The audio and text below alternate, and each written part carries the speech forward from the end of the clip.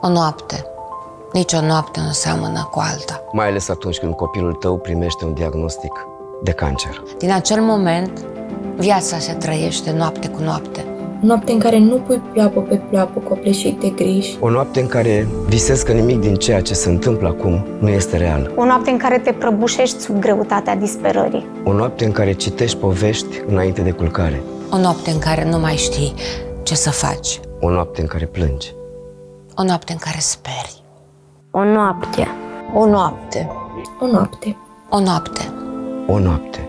Câte lacrimi de bucurie întâlnesc zilnic. Înseamnă foarte mult să avem unde să stăm, un loc unde să stăm în liniște. De fiecare dată încercați să ne faceți loc și să ne primiți pe toți. După multele nopți nedormite în spital, am simțit că avem unde să ne odihnim. Mi-am pierdut copilul și eu mă pun în pielea fiecărui părinte care ia loc pe scaunul ăsta. Am încercat să dau sens fiecarei zile. Ni s-a oferit tot confortul. Am devenit o familie foarte mare. Aici am sărbătorit cei 7 ani ai Andreei. Mulțumim din suflet oamenilor care ne sunt alături.